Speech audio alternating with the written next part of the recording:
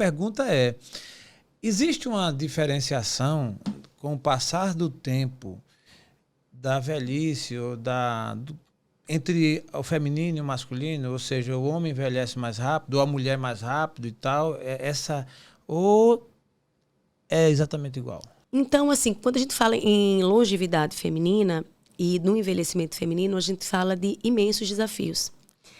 Acho muito bacana. Durante muito tempo, eu sempre fui uma pessoa muito cética e muito estudiosa no sentido de técnica e ciência.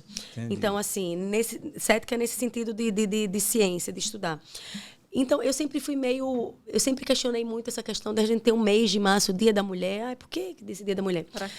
Quando eu comecei a estudar mais e abranger a questão cultural e como isso interfere na nossa vida e no nosso envelhecimento, é muito necessário falar sobre isso. E falar sobre envelhecimento feminino, e as mulheres que estão nos vendo, nos ouvindo, sabem disso, são imensos desafios.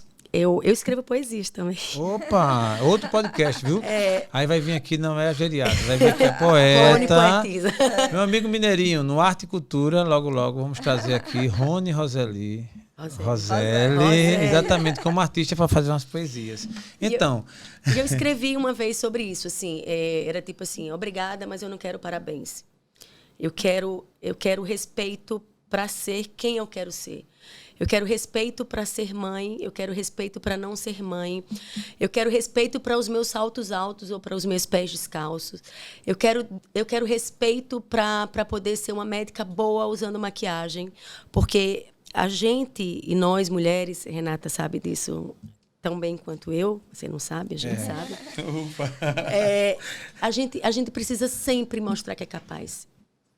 Sabe? E essa característica da mulher que ela leva no processo de envelhecimento é muito importante, porque, por exemplo, a mulher, para entrar no mercado de trabalho, ela precisa mostrar que ela é capaz. Você não precisa mostrar que é incapaz. A mulher precisa provar que ela pode. E você coloque isso no processo de envelhecimento feminino. Então, se do ponto de vista biológico as coisas são muito parecidas, claro, respeitando as diferenças hormonais, por exemplo, existe um impacto muito grande no organismo feminino quando a gente fala em menopausa.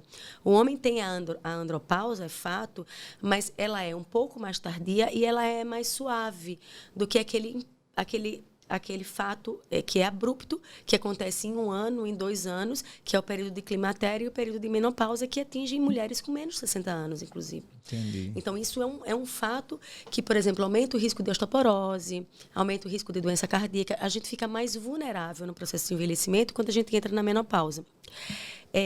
Mas, tirando esse fato especificamente, se você olhar do ponto de vista estatístico, nós, mulheres, vivemos mais do que homens. Era essa a pergunta, é fato isso? Isso é fato.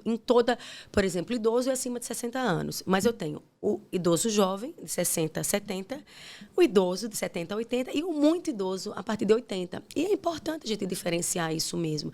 Mas em todas as etapas do envelhecimento, nós temos significativamente mais mulheres do que homens. Então, o envelhecimento é um processo ainda muito feminino. Eu não sei se vai permanecer, porque nós, mulheres, hoje estamos mais expostas aos fatores de risco masculino. Mas também aos mais cuidados, né? Sim, porque as mulheres elas fatores. procuram mais os médicos, sim. se cuidam mais. Sim. Então, assim, tem esse detalhe também, né? Eu fiquei curioso para saber qual é a média de quantos anos a mulher vive mais do que o homem. Assim. Já existe um estudo que diga isso. Me disseram que era 7 anos. Eu já li alguma coisa em torno de 9 anos. Eu não tenho muita certeza. Aumentou, amor. Mas, assim, de quantos anos? eu li, eu não tenho muita clareza, mas que em torno de 9 anos.